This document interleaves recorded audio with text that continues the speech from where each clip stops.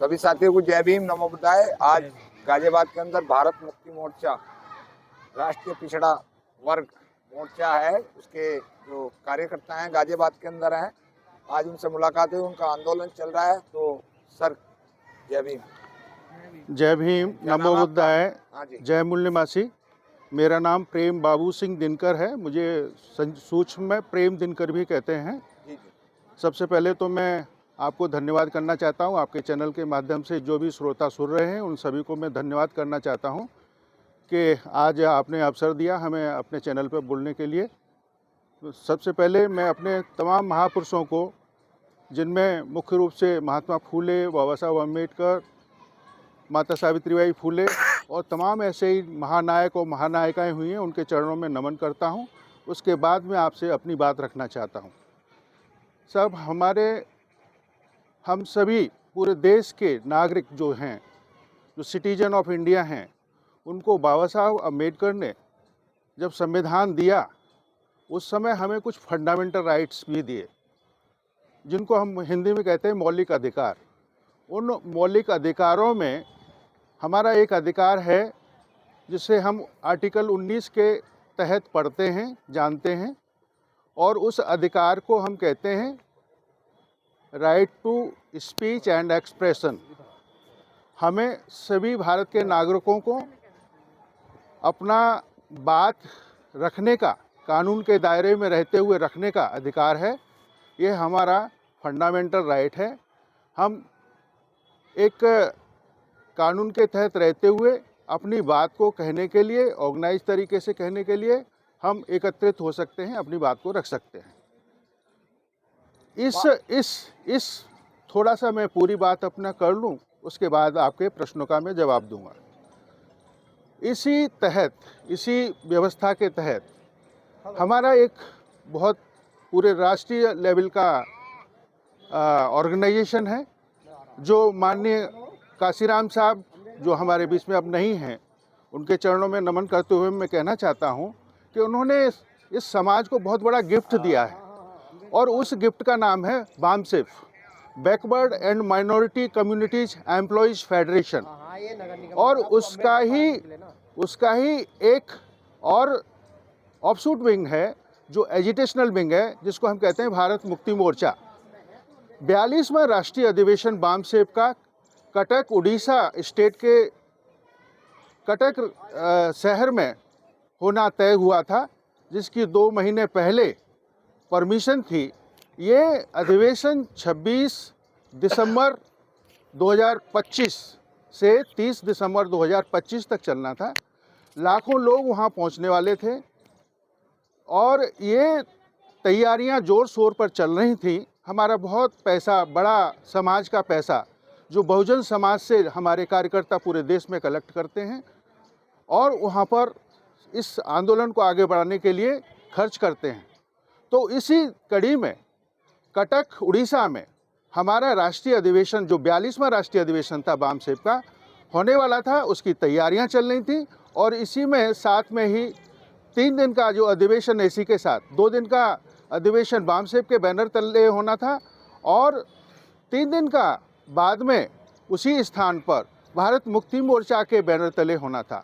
ये आंदोलन, ये बहुत बड़ा अधिवेशन हमारा 1 साल में एक बार होता है, जो 5 दिन का अधिवेशन होता है। पूरे देश के और दुनिया के लोग जो इस आंदोलन को समझते हैं, जानते हैं, इसके कार्यकर्ता और लीडरशिप सभी लोग वहाँ इकट्ठे होते हैं और अपनी बात रखते हैं। बहुत ज्वलंत मुद्दे हैं जिन पर बात रखी जाती है। तो ऐसे ही ज्वलंत मुद्दों पर, जिनमें मुख्य रूप से हमारा मुद्दा था ईवीएम का, ईवीएम हटाओ, बैलेट पेपर लाओ। दूसरा बहुत ही ज्वलंत मुद्दा है कि राष्ट्रव्यापी जो ओबीसी, अदर बैकवर्ड क्लासेज, जिसको पिछड़ा वर्ग कहते हैं, उनका जाति आधारित जनगणना हम लोग 2000 से लगातार बामसेफ के माध्यम से उठा रहे हैं, मंच से उठा रहे हैं। और ये मुद्दा जो है 2009 में बहुत बड़ा मुद्दा बन गया था जयपुर में, और जयपुर में बहुत बड़ी तादाद में इस पर विचार आए थे और लोगों, पूरे देश में फैलाए गए थे वो विचार। जाति आधारित जनगणना ओबीसी का क्या सभी का होना चाहिए? आज की डेट में सिर्फ SC ST का जाति आधारित जनगणना होता है, बाकी किसी का नहीं होता। तो सभी का होना चाहिए, सभी के पास में ये भी पता लगना चाहिए कौन कितना शिक्षित है, कौन कितना अशिक्षित है, किस जाति समूह ने कितना प्रोग्रेस किया है, किस धर्म के लोगों ने कितना प्रोग्रेस किया है, कौन कितना बैकवर्ड है। उसी के हिसाब से इस देश में प्लानिंग किया जाता है, उनके प्रोग्रेस के लिए क्या किया जाए। इन सब बातों को लेकर के राष्ट्रीय अधिवेशन में बहुत बड़ी तादाद में लोग इकट्ठे करके उन विचारों पर जो बातें आती, विचार आते, डिबेट डिस्कशन होता, उनको लेके पूरे देश में और दुनिया में जब जाते तो ये बातें बहुत बड़े रूप में बड़ी क्या कहते हैं, बड़े स्तर पर फैलती। तो इस चीज़ को देखा, किसने देखा? वहाँ पर उड़ीसा में गवर्नमेंट है बीजेपी की, भारतीय जनता पार्टी की। सुना है कि वहाँ से चीफ मिनिस्टर का काफिला गुजर रहा था, उन्होंने देखा कि ये बहुत बड़ा मैदान, जो 100 एकड़ से भी ज़्यादा बड़ा मैदान है, यहाँ पर ये क्या टेंट से लगाए जा रहे हैं, बड़े बड़े टेंट। तो वो इस बात को उनके लोगों ने बताया कि ये यहाँ पर बामसेफ और भारत मुक्ति मोर्चा का 5 दिन का राष्ट्रीय अधिवेशन होने वाला है, जो 26 दिसंबर से 30 दिसंबर तक चलेगा। यहाँ लाखों लोग आकर के इकट्ठे होंगे, जिनमें ईवीएम का विशेष ज्वलंत मुद्दा है वो रहेगा, और जाति आधारित जनगणना का, जिससे पिछड़ा वर्ग मोर्चा बहुत बड़ा जागृति की तरफ बढ़ता, वो इस पर ऐसे ज्वलंत मुद्दे जो है रखे जाने हैं। तो इस सारी चीज़ों को ध्यान में रखते हुए जब चीफ मिनिस्टर ने ये बातें सुनी और देखा कि ये अगर यहाँ पर हो गया तो बहुत बड़ा नुकसान बीजेपी को और उनके जो सहयोगी संगठन है, खास करके उनका मदर ऑर्गेनाइजेशन है जिसको कहते हैं आरएसएस, राष्ट्रीय स्वयंसेवक संघ, उनको बहुत बड़ा नुकसान होगा। उनके साथ में जो ओबीसी के लोग काम कर रहे हैं, जो बैकवर्ड के लोग काम कर रहे हैं, जो शेड्यूल कास्ट के लोग काम कर रहे हैं, उनके साथ में जो शेड्यूल ट्राइब के आदिवासी लोग काम कर रहे हैं, वो वहाँ से छोड़ करके जाएंगे और बामसेफ का जो आंदोलन है बहुत बड़ा बृहद हो जाएगा। इसको रोकना चाहिए। तो इसी बात को ध्यान में रखते हुए 20 तारीख को, जो 2 महीना पहले परमिशन हुई थी, उसको 20 तारीख को रद्द किया गया। इस 20 तारीख को रद्द किया गया तो बामसेफ ने हाई कोर्ट का दरवाज़ा खटखटाया और हाई कोर्ट से भी हमें कोई रिलीफ नहीं मिला। और 24 तारीख को 12 बजे हाई कोर्ट का आदेश आया कि 6 तारीख को तक, 6 जनवरी 2026 तक यहाँ पर किसी भी प्रकार का कोई भी कार्यक्रम नहीं हो सकता।